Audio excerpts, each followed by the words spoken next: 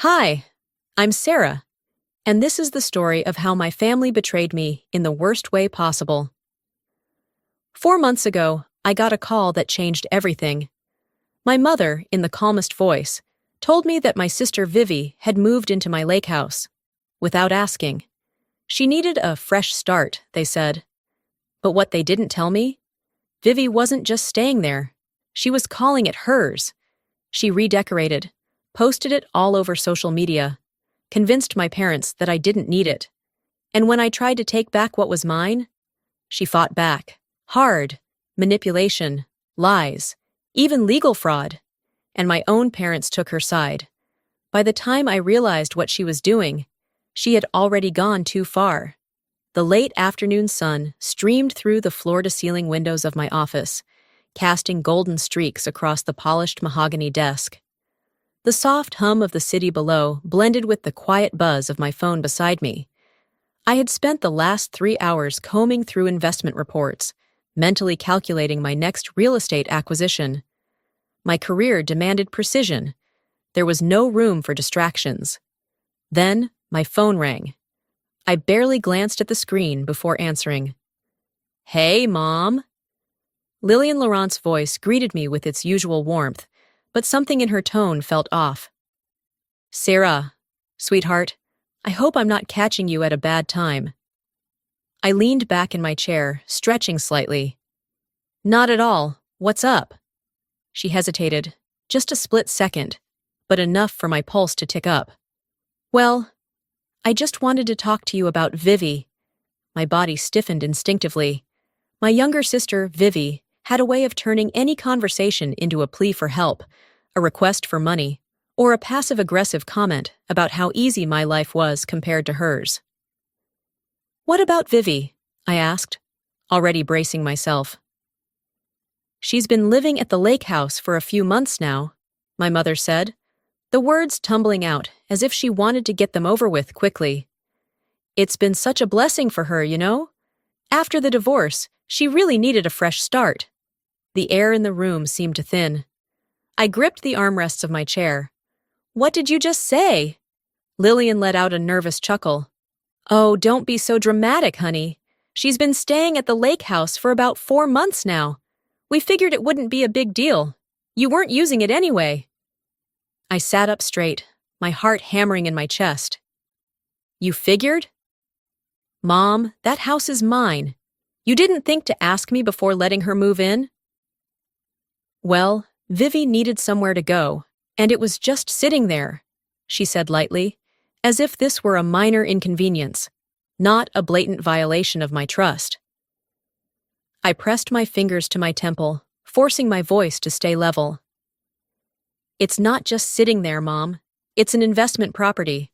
I bought it, renovated it, and plan to rent it out." A sigh crackled through the line. "Oh, Sarah, you work so hard, always thinking about investments and finances. Can't you just let this go? Vivi has been through so much." I felt my teeth clench. "And I haven't? I worked for everything I have, Mom. Vivi—" "She's family," she interrupted. "Family helps family."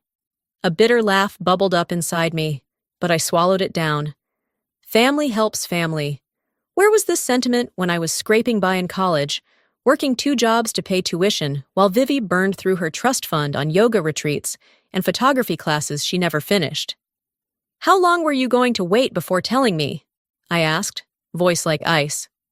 "We're telling you now, aren't we?" she said quickly. "And besides, she's really happy there. She's even making a few little improvements." My stomach dropped. "Improvements?" "Oh, nothing major. Just some accent walls. She has such a great eye for design, remember?" I shot up from my chair, pacing toward the window. The familiar Chicago skyline felt a million miles away from my reach. "Mom, that house is not Vivi's. She can't just change things without my permission." "You're overreacting, sweetheart. It's just paint." I clenched my fists, my breath coming in shallow. This wasn't just paint. This wasn't just a misunderstanding. This was my property, my hard-earned investment, and Vivi had waltzed in and made it her own, with my parents' blessing. Needing space to think, I ended the call with a vague excuse about a meeting and immediately pulled up Vivi's Instagram. My fingers trembled slightly as I scrolled through her posts. "Welcome to my sanctuary." The caption read below a picture of my lake house, except it didn't look like mine anymore. The walls had been painted a garish teal. The sleek, minimalist furniture I'd chosen had been replaced with bohemian-style decor. And, God help me, there was a macrame wall hanging in my dining room. Hashtags filled the caption: $, new beginnings, $, fresh start, $, blessed life. I swallowed down the nausea rising in my throat. This wasn't a temporary stay. Vivi had claimed my house. I clicked through more posts, each one a new betrayal. A before and after shot of my living room. A selfie of Vivi sipping wine on the deck. The caption reading, "Best decision I ever made." She wasn't just squatting, she was settling in. My fingers moved on their own, typing out a message. Me. "Why are you living in my house?" The dots appeared immediately. Then her response. Vivi. "Oh, hey sis. It's just temporary. You weren't using it anyway. Chill." I stared at my screen, disbelief boiling into fury. Chill. Chill. Every instinct screamed at me to drive straight to the airport, but I knew I needed a plan. This wasn't just Vivi overstepping. This was outright entitlement, and I wasn't going to let it slide. I dropped into my chair, took a deep breath, and pulled up my travel app. One-way ticket to Chicago. First available flight. I confirmed the booking. If Vivi thought she could take what was mine, she was about to learn just how wrong she was. The cold Chicago air hit my face the moment I stepped out of the airport, a stark contrast to the dry warmth I'd left behind in Los Angeles. I tightened my coat around me, ignoring the sharp wind that cut through the gaps. My fingers clenched the handle of my carry-on as I strode toward the rental car counter. There was no time for nostalgia, no space for hesitation. I had a house to reclaim. As I pulled onto the familiar highway, my mind drifted to the countless times I had driven this route before, when the lake house had been mine. The excitement of closing the deal, the weekends spent personally overseeing renovations, the pride I felt standing on that deck, knowing I had built something from the ground up. Now, the thought of seeing it again filled me with a suffocating mix of rage and apprehension. I turned onto the winding road leading to the lakefront properties, my heart hammering harder with every mile. Then, as my headlights illuminated the driveway, my stomach dropped. The house stood before me, but it was no longer mine. Warm lights glowed through the large windows, casting inviting shadows onto the snow-dusted ground. A new porch swing swayed gently in the wind, one I had never bought. Potted plants lined the entryway, and the most jarring change of all, a sign beside the door, carved elegantly in cursive, read, "Vivi's Haven." My throat tightened. I killed the engine and sat motionless for a moment, staring at what had once been my sanctuary, now fully transformed into hers. The betrayal twisted deeper inside me. This wasn't just squatting. This was a hostile takeover. Stepping out of the car, I squared my shoulders and walked up the porch steps. The key I had in my purse was useless. I already knew she had changed the locks. Instead, I reached for the doorbell, pressing it firmly. Muffled voices sounded inside, followed by quick footsteps. The door swung open, and there she was. Vivi stood in the doorway, wrapped in a cozy knit sweater, a glass of red wine in hand. She blinked at me, then broke into a smile, as if I were some long-lost friend dropping by unannounced. "Sarah!" "Wow, what a surprise!" I stepped forward, my jaw tight. "Let me in." For a second, something flickered in her eyes, something calculating, but she stepped aside with a sigh. "Fine, but no drama, okay?" I just got the place perfect. I walked in, and the second I did, my stomach churned. The sleek, modern aesthetic I had carefully curated was gone. Instead, the walls were a warm terracotta, mismatched furniture filled the space, and vintage tapestries hung where my minimalist artwork once was. The room smelled like sandalwood incense and cinnamon, nothing like the clean, crisp air I was used to. Then my gaze landed on the mantel above the fireplace. My framed photos were gone, replaced with pictures of Vivi and my parents. Not a single trace of me. A chill ran through me. This wasn't just a redesign. This was erasure. I turned back to Vivi, my voice dangerously calm. "Where are my things?" She waved a hand dismissively. "Oh, don't freak out. They're in the garage." I inhaled sharply. The garage. Before I could say another word, my phone buzzed in my coat pocket. I pulled it out, my stomach flipping as I read the notification. A bank alert. I clicked into it, my pulse pounding. A withdrawal, a loan, and my name on it. Blood rushed in my ears as I scrolled through the details. Vivi had taken out a $10,000 loan using my identity. My grip on the phone tightened. This wasn't just entitlement. This was fraud. "Vivi," I said, my voice barely above a whisper. "What did you do?" She rolled her eyes, plopping onto the couch. Calm down. It's just a little loan for some upgrades. You'll barely notice." I stared at her, my vision tunneling. "Upgrades?" My voice wavered with restrained fury. "You took out a loan in my name for your upgrades?" She let out an exaggerated sigh, like I was overreacting. "Look, you have money, Sarah. You wouldn't even notice 10 grand missing if you weren't obsessively checking your accounts every 5 seconds. A sharp laugh escaped me, void of any humor. "This isn't about the money, Vivi. This is fraud." Her expression darkened. "Come on, you were never going to rent this place out. You don't even live here. I needed it more than you." A slow, burning rage coiled in my chest. "I own this house, Vivi. You had no right." "Girls, please!" I spun toward the voice. My mother, Lillian, stood at the entryway to the kitchen, her face filled with nervous tension. Beside her, my father, Gregory, crossed his arms. My stomach twisted at their expressions. Guilt, but not regret. "You knew," I said, realization sinking in.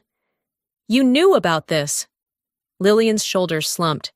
"She needed help, Sarah. She was starting over." "She stole from me." My voice rose, shaking. "She stole from me, and you just let her." Gregory frowned, his voice firm. "She's your sister. You have your life in LA, your career. Vivi has nothing. She needed this more than you." My breath caught in my throat. This wasn't just about a house anymore. This was about me never mattering as much as Vivi.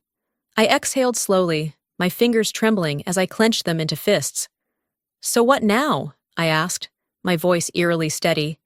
Lillian and Gregory exchanged a glance before my mother finally spoke. "We were thinking, maybe it's best if you just sign the house over to Vivi." Everything inside me stilled. The room blurred as rage, heartbreak, and absolute disbelief crashed over me. They didn't just enable her. They wanted me erased. I let out a sharp breath, nodding slowly as my heart pounded violently in my chest. "I see." Vivi smirked, already looking victorious. But she didn't know what I knew. I turned on my heels, my mind already forming the next step. My phone vibrated in my hand. A text from Noah. "Call me. We need to move fast." I took one last look at my family, at the house that was supposed to be mine, and walked straight out the door. This wasn't just a fight over property anymore. This was war. I didn't even get the chance to strike first.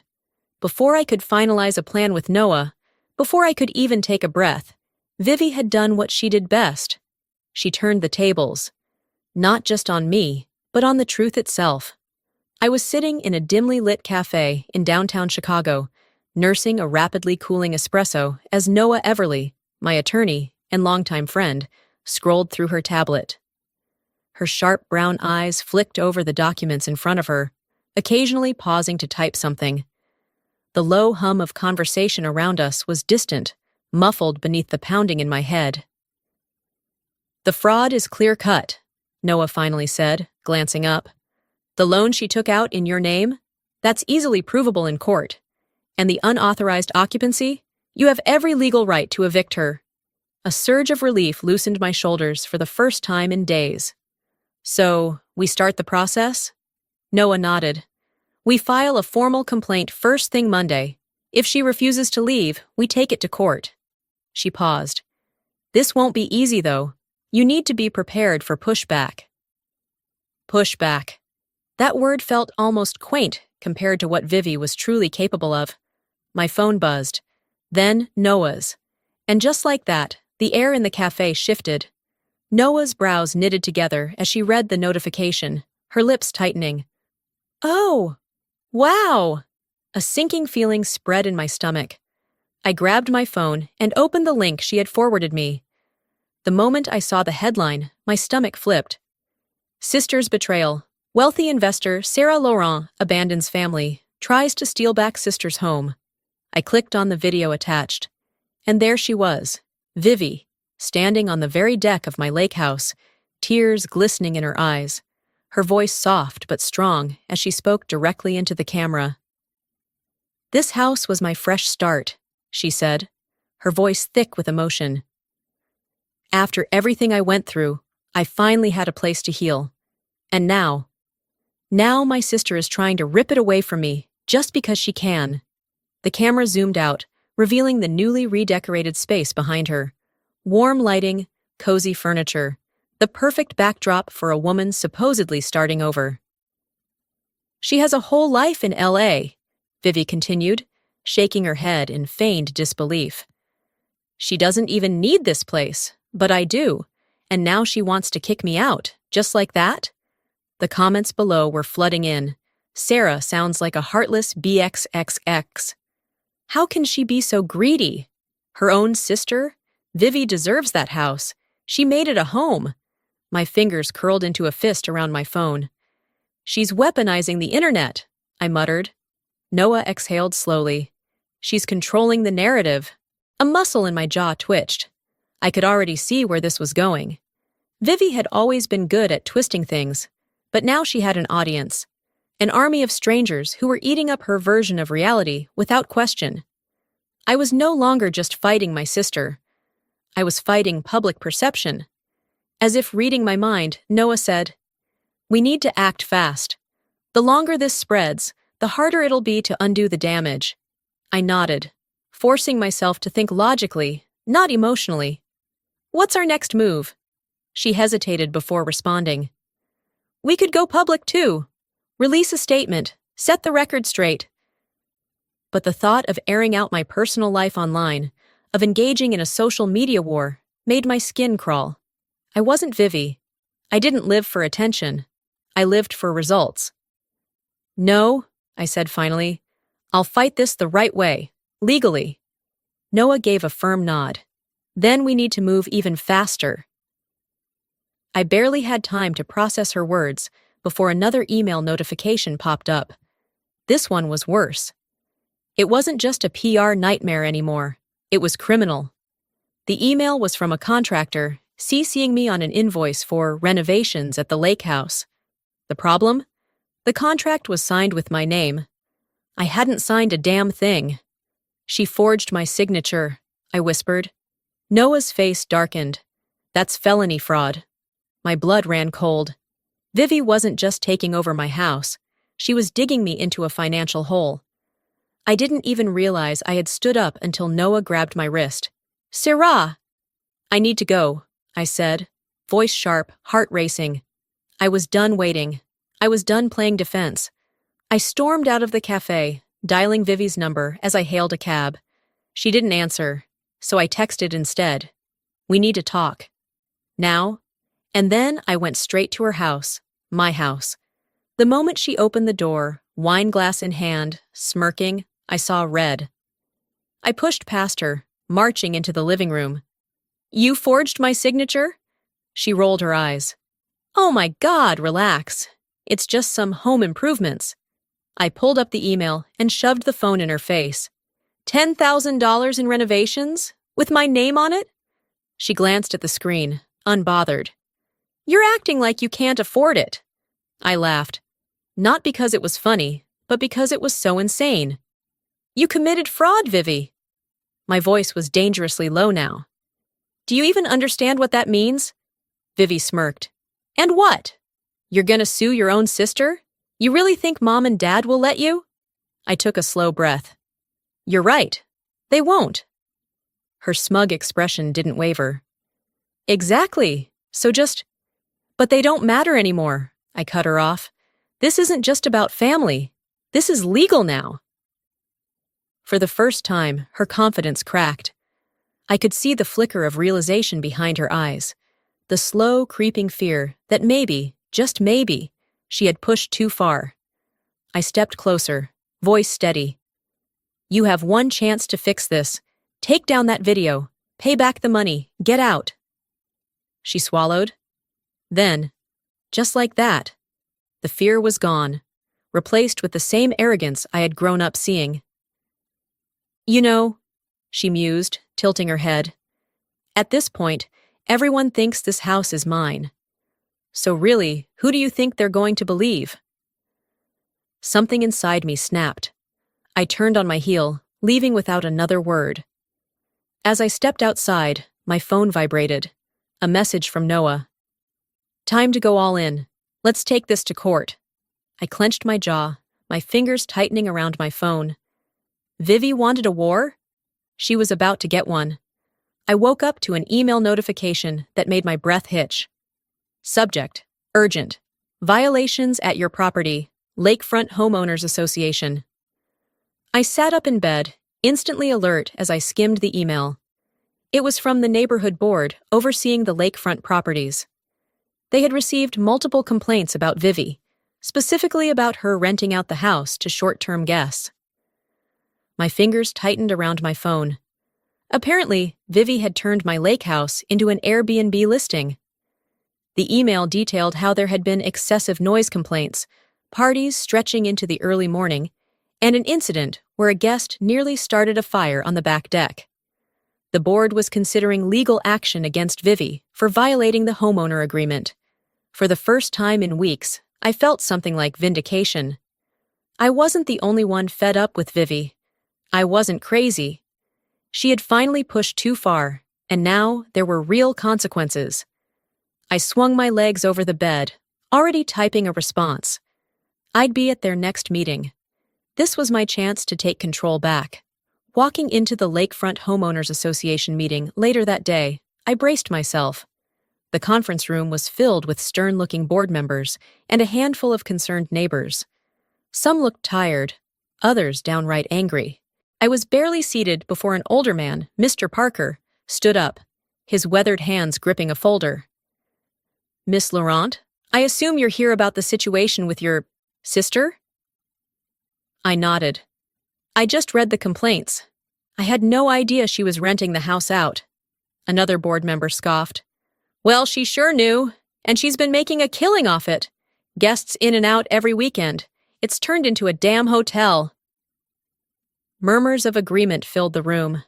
Mr. Parker slid a paper toward me. Here's proof.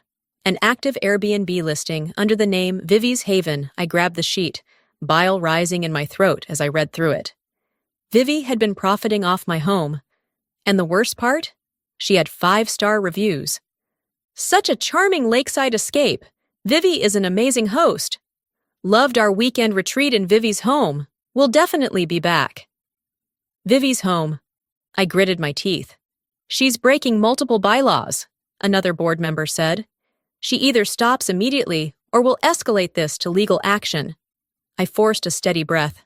I'll handle it. I'll make sure she stops. A part of me felt relief. This was the first real threat against Vivi that didn't come from me. But deep down, I knew she wouldn't back down without a fight.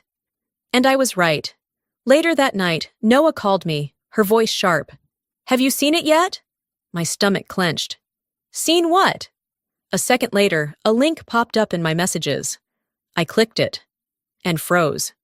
Vivi had posted another video, but this time, it wasn't just her sob story about needing a home. It was a full-blown smear campaign against me. I stared at the screen as Vivi, tears pooling in her eyes, voice cracking just the right amount, spoke directly to the camera. My sister is trying to make me homeless. She got the neighborhood to gang up on me. She's using her money and power to ruin my life. Below, the comment section was exploding. Sierra is heartless. Disgusting how rich people treat family. She doesn't deserve that house. Vivi made it a home. The familiar, suffocating rage curled in my chest.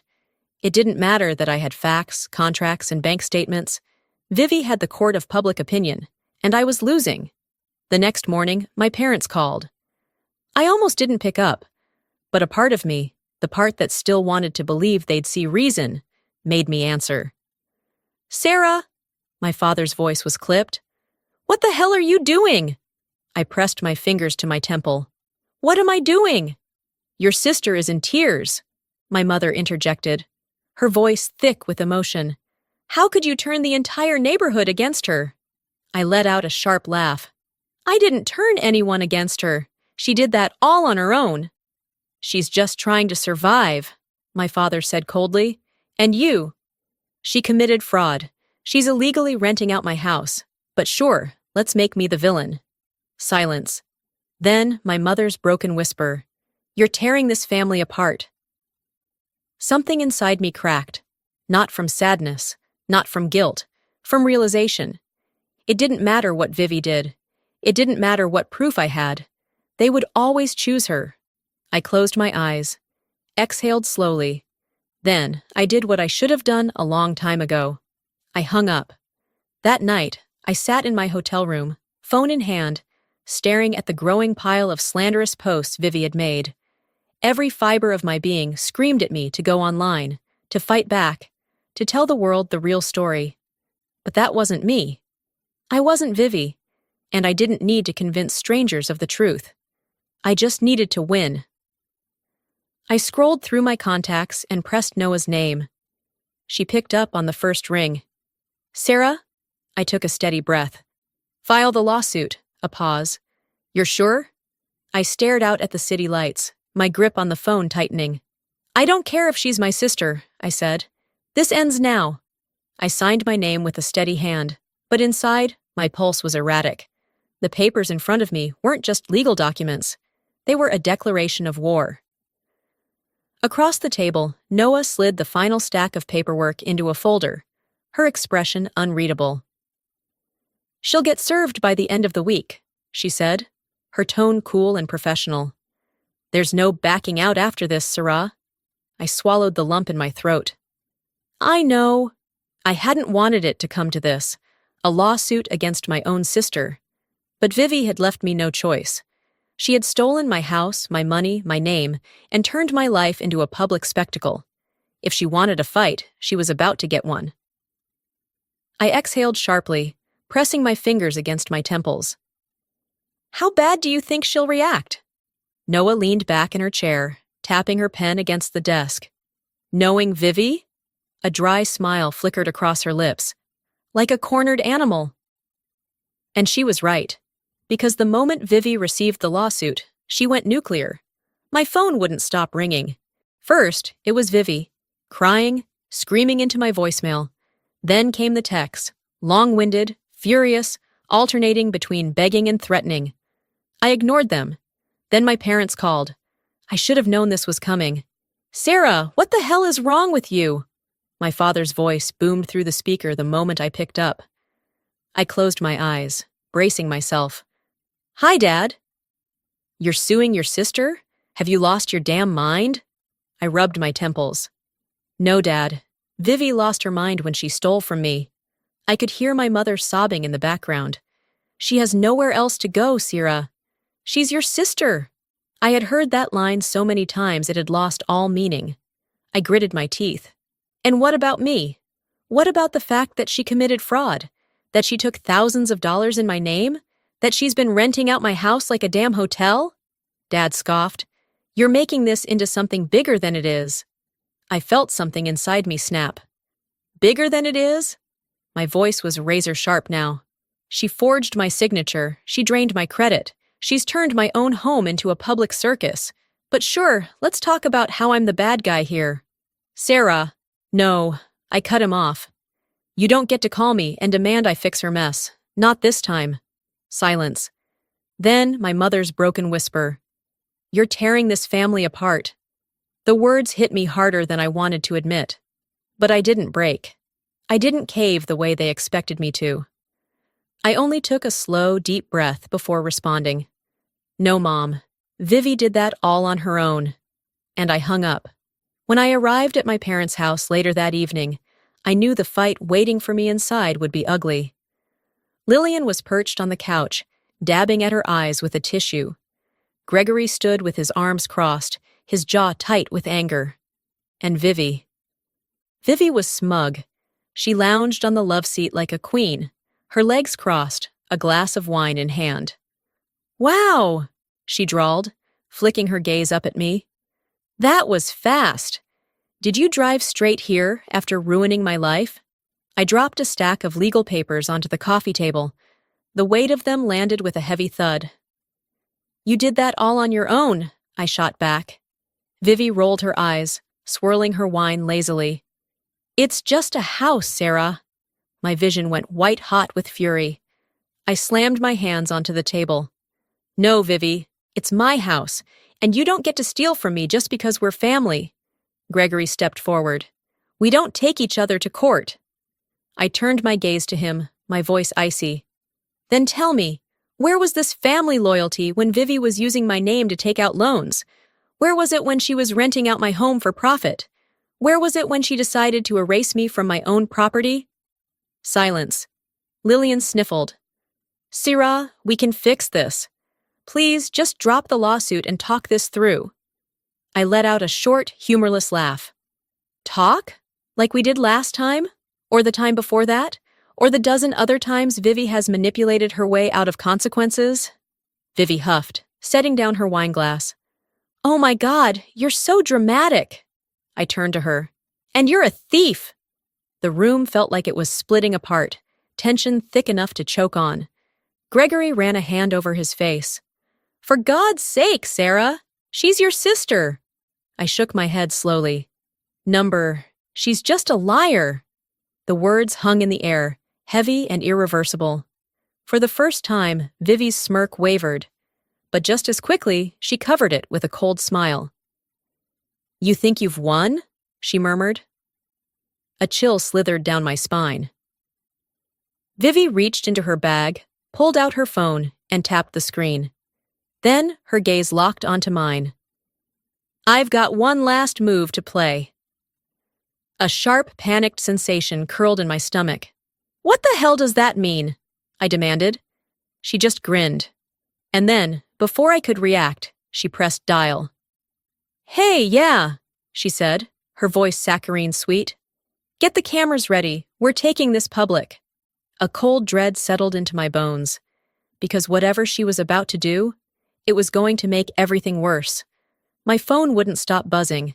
It vibrated against my nightstand, a relentless, shrill demand for attention. Bleary-eyed, I grabbed it, my stomach tightening at the sheer number of missed calls and unread messages. Noah, my assistant, clients, even old college friends I hadn't spoken to in years. Something was wrong. I pulled up my notifications, my heart pounding, as I read the first text from Noah. Turn on the news, now.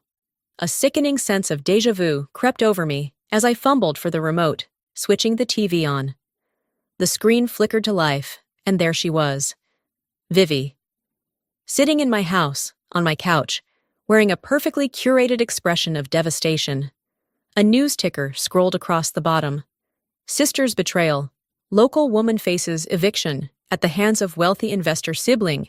I watched in stunned silence as the camera zoomed in on Vivi, her lips trembling as she blinked back tears. I just wanted a home, she whispered, voice thick with emotion.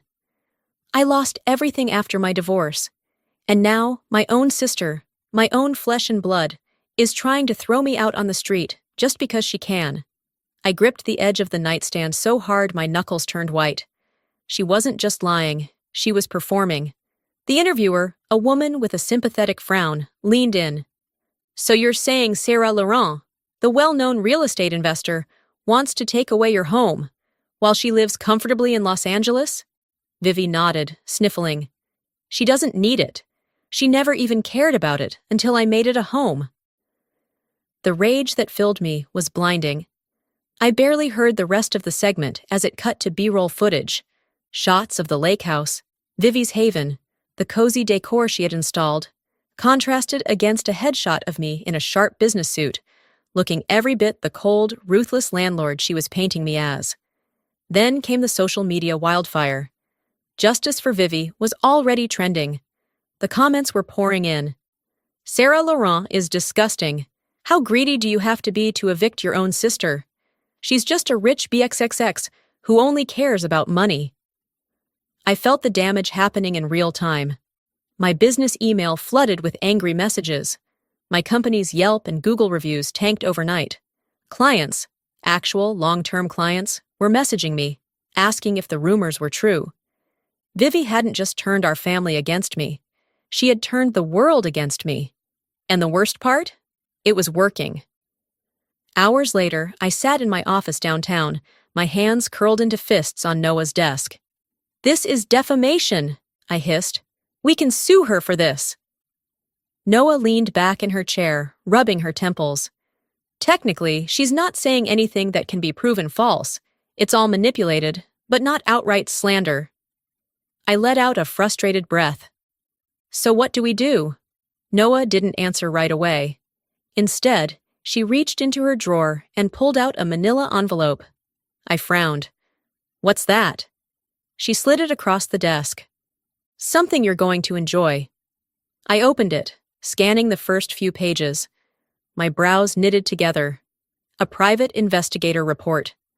And then, I saw the name that made me go still.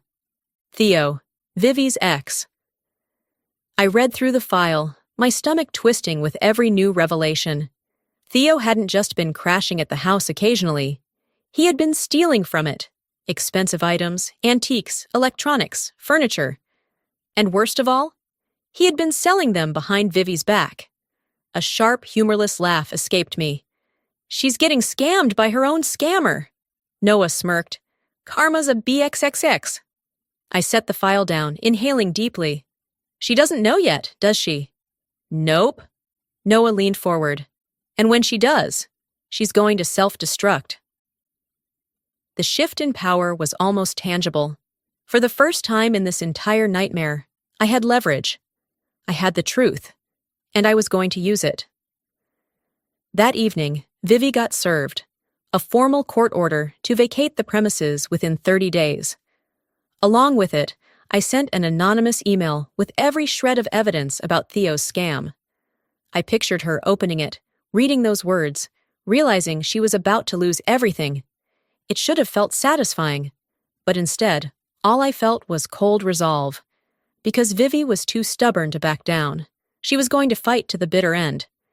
And I was ready. 2 days later, Vivi stormed into the house, slamming the door behind her. "Theo!" she snarled. He barely looked up from where he sat on the couch, scrolling through his phone. She threw the printed evidence at him. "What the hell is this?" Theo glanced at the papers lazily. "Huh, guess you found out." Vivi's breath hitched. You've been stealing from me?" Theo grinned, standing up. "From you?" He let out a cruel chuckle. "No, sweetheart. I was stealing from Sarah, but you were too dumb to notice." Her face twisted in fury. "You used me." Theo leaned in close, smirking. "And you used your sister." Vivi slapped him. Theo barely flinched. He just laughed. "Enjoy the rest of your 30 days, babe." Then he walked out, leaving Vivi alone in the wreckage of her own making. But she wasn't done. She wasn't going to go down quietly. And I should have known that. I was finishing up work when I got a text. From Vivi. Just 2 words. "You win." I frowned, my fingers hesitating over my phone. It was too easy. Vivi never admitted defeat. Then another notification. This time, a social media post. I clicked on it, my stomach plummeting as I read her words. "If I can't have the house, neither can she." My blood turned ice cold. I grabbed my coat and ran for the door. Because whatever Vivi was about to do next, it wasn't just reckless, it was dangerous. My phone rang, slicing through the silence like a blade. Noah's name flashed on the screen. The moment I answered, Her voice came through sharp and urgent. "Sarah, turn on the news! Now!" Dread curled in my stomach as I grabbed the remote and flipped through channels. And then, I saw it. A live broadcast. My lake house. And Vivi. She stood outside, framed by the early morning sun, her hair styled to perfection, her face set in an expression of false vulnerability. A cluster of reporters surrounded her, cameras rolling. She was holding a press conference. A press conference. About my house. I sat frozen as Vivi smiled at the cameras, her voice gentle yet commanding. "I just want to thank everyone for their support. Today, I'm here to clear the air and put an end to all these lies." A murmur rippled through the crowd. One reporter stepped forward. "So you're saying you legally own this house?" Vivi nodded, pressing a hand to her heart as if this were some emotional moment for her. "Yes, there's been so much misinformation, but let me be clear. This home was given to me. It's mine." I shot to my feet. I grabbed my keys, my pulse hammering as I bolted out the door. Because this was war. By the time I pulled up to the house, the scene was a circus. News vans lined the driveway. Reporters with microphones jostled for position. Curious neighbors lingered at the edge of the property, whispering among themselves. And there, front and center, stood Vivi, still spewing her carefully crafted lies. I slammed the car door and stalked forward, shoving past the gathered crowd. Vivi saw me approaching, and for the briefest second, I saw a flicker of fear in her eyes. But she masked it quickly, flashing her practiced smile at the cameras. "And here she is now," Vivi said smoothly, turning toward me as if I were some guest at her event. "My sister, Sarah. Maybe now we can finally talk about this rationally." I stared at her, rage simmering beneath my skin. "Are you seriously doing this?" She tilted her head. "Doing what? Defending my home?" I exhaled sharply, forcing myself to stay calm. "Vivi, this isn't your house." She let out a breathy laugh. "That's not what the public thinks. And honestly, Sarah, after everything you've done—" Before she could finish, a man in a suit stepped into view. The murmurs in the crowd hushed instantly. A legal representative from the court. Vivi stiffened. The man cleared his throat, then held up an official envelope. "Miss Vivi Laurent, you are being served with a formal eviction notice, effective immediately." A collective gasp rippled through the press. Cameras flashed. Reporters leaned forward. The narrative changed in an instant. A journalist from the local news station turned to Vivi. "Miss Laurent, how do you respond to this?" Vivi's face drained of color. She hadn't expected this. I crossed my arms, my voice calm but razor-sharp. "You were saying something about misinformation?" Her jaw clenched. You set me up." I raised an eyebrow. "You set yourself up." Vivi turned wildly toward the cameras, her smile brittle. This is just a misunderstanding. I was promised this house." Another journalist spoke up. "By whom?" Vivi faltered. For the first time, she had no answer. And just like that, the entire illusion she had built started to crack. A commotion near the back of the crowd made me turn. Gregory and Lillian were arriving, pushing through the sea of people. I folded my arms, waiting. My mother's eyes were already glassy with tears, her hands clasped tightly together as she took in the scene.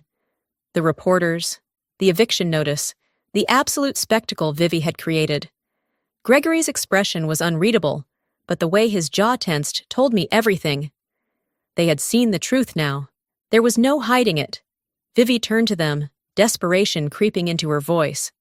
"Mom, Dad, say something! You know this house was supposed to be mine." Lillian opened her mouth, but no words came. Gregory only sighed, rubbing a hand over his face. For the first time in our entire lives, they had no defense for her. Vivi's face crumbled. Her last lifeline had just snapped. The press conference fell apart after that. Reporters started shifting their focus. Questions turned harsher. The narrative had flipped. "Miss Laurent, what about the fraudulent loan taken in your sister's name? Were you aware of the illegal Airbnb operation? What about the forged renovation contracts? Vivi backed away, her breath coming in short, panicked bursts. She turned to our parents one last time. Please, she whispered. But Gregory just looked away. Lillian wiped her tears. And that was it. She had no allies left. With one final, furious glare at me, Vivi shoved past the cameras and stormed off, her heels clicking against the pavement as she disappeared down the street. The crowd slowly began to disperse. The cameras lowered.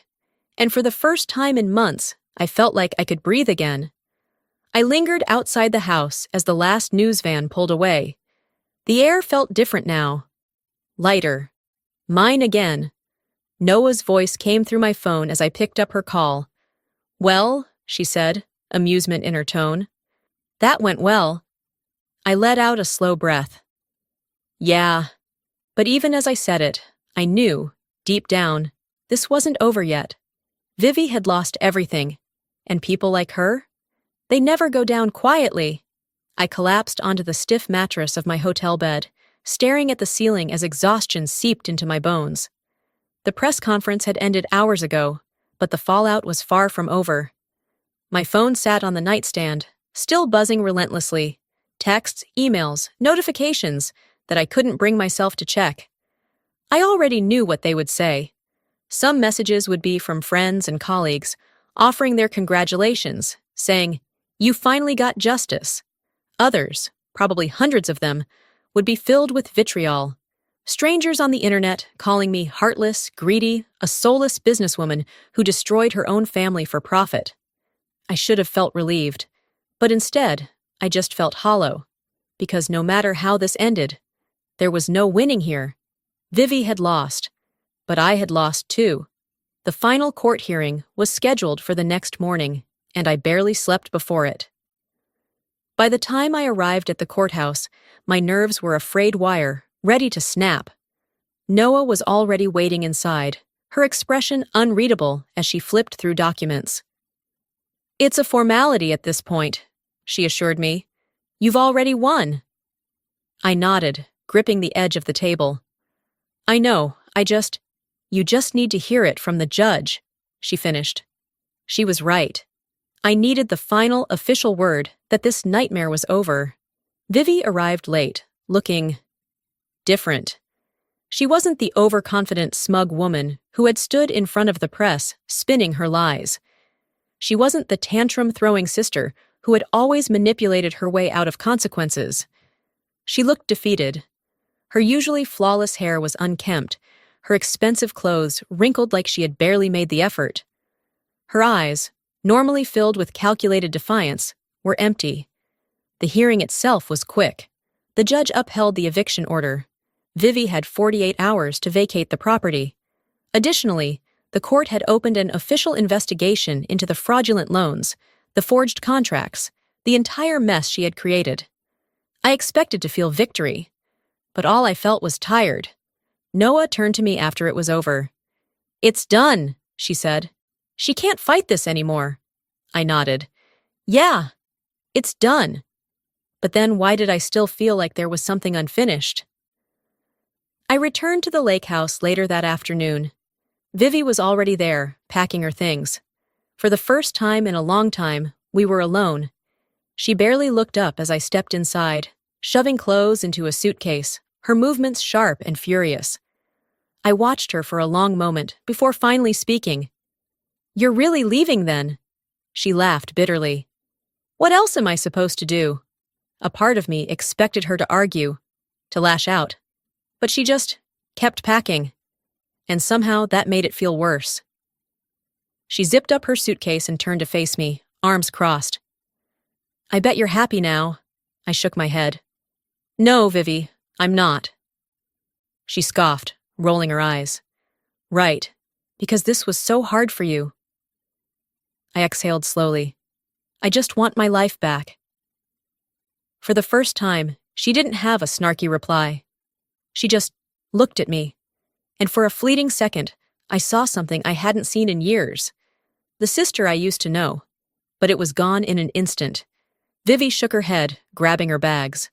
"Doesn't matter, it's over." She walked past me without another word. Outside, my parents were waiting. Gregory and Lillian stood near the driveway, nervous, hesitant, their hands clasped together, as if they didn't know whether to comfort Vivi or confront me. For the first time, they were forced to see Vivi for who she really was. But it was too late. Lillian stepped forward first, her voice soft. "Syrah, she's still your sister." I didn't hesitate. "And I'm still your daughter, but you never fought for me." The words landed hard, and for the first time in my life, they had no response. Gregory opened his mouth, then closed it. Lillian looked away. And I realized something. I wasn't just taking back my house, I was taking back myself. Vivi didn't say goodbye. She climbed into her car, the trunk stuffed with whatever she could carry, her jaw set, her eyes dark with resentment. She didn't even glance back at me as she pulled out of the driveway. But right before she disappeared down the road, I saw her hand tighten on the steering wheel. And I knew. This wasn't over. Not really. Maybe one day she'd come back. Maybe one day she'd try to make amends. But today wasn't that day. Today, I stood on my porch, looking at my house, and for the first time in years, I felt something settle deep in my chest. Peace. The wind shifted, rustling the trees around the lake, carrying away the remnants of everything that had happened here. And as I took a deep breath, I knew. This house was finally mine again. The house was finally quiet. For the first time in months, I walked through my home without feeling like an intruder. The walls were back to their original, elegant color. The furniture was restored to how it had been before Vivi turned my sanctuary into her personal playground. Everything was back in place. And yet, the scars remained. I ran my fingers along the smooth wooden surface of the dining table, remembering the screaming matches, the accusations, the betrayals that had unfolded here. I should have felt victorious, but instead, all I felt was exhaustion. Vivi had officially vacated the house 48 hours ago. Noah had called me that morning with an update. "She's under full legal review now," she said. "The fraud, the illegal rentals, the forged contracts, it's all being investigated." I nodded, listening as Noah continued. "The court ruled that any profits she made from Airbnb will be seized as damages. It won't cover everything, but it's a start." It was more than I had expected. And still, I knew the truth. Vivi would never take responsibility for any of it. She wouldn't reflect, she wouldn't change. She would just find someone else to manipulate, someone else to spin her sob stories to. And for the first time, I accepted that it wasn't my problem anymore. That night, as I sat curled up on the couch with a glass of wine, my phone buzzed with an unknown number. I frowned, unlocking the screen. Vivi. A single message. "I know you hate me, but I want to talk. No lawyers, just us." My stomach twisted. My first instinct was to delete it, to let it go unanswered, just like she had let all my pleas for fairness go ignored. But I didn't. I just sat there, staring at the words, my fingers hovering over the screen. I wasn't sure why. The next afternoon, I walked into a small coffee shop downtown, the scent of roasted espresso curling around me. And there she was. Vivi sat at a corner table, hands wrapped around a cup of tea. She looked different, less polished, more tired. There were faint shadows under her eyes, and for the first time in as long as I could remember, she didn't look smug. I slid into the chair across from her, studying her face. Neither of us spoke for a long time. Finally, Vivi let out a breath. "I screwed up." I tilted my head. "Yeah, you did." She let out a weak laugh, shaking her head. "You're not gonna make this easy, huh?" I shrugged. "Why should I?" Another silence stretched between us. Vivi toyed with the rim of her cup. "Are we ever going to be okay?" I exhaled slowly, leaning back in my chair. "I don't know." And I meant it. Because forgiveness wasn't something she could just ask for and expect to receive. It was something she had to earn. And I didn't know if she ever would. When we finally parted ways, there were no hugs, no promises to stay in touch, No dramatic reconciliations. Just a quiet, lingering understanding that this chapter of our lives was over. As I walked back toward my house, I stopped at the front steps, taking in the sight of it. My house. My home. For the first time in years, I knew exactly where I stood. And maybe some things couldn't be fixed, but at least now, I didn't have to carry them anymore. Sometimes, standing up for yourself means losing people you thought would always be there. But in that loss, you find something far more valuable: self-respect. I fought for what was mine, not just the house, but my boundaries, my dignity, my peace. And in the end, I learned that some things can't be fixed, but that doesn't mean you stop moving forward. If this story resonated with you, if you've ever had to choose yourself over family, know this: you are not alone. Subscribe for more stories that remind us of the strength we all carry within.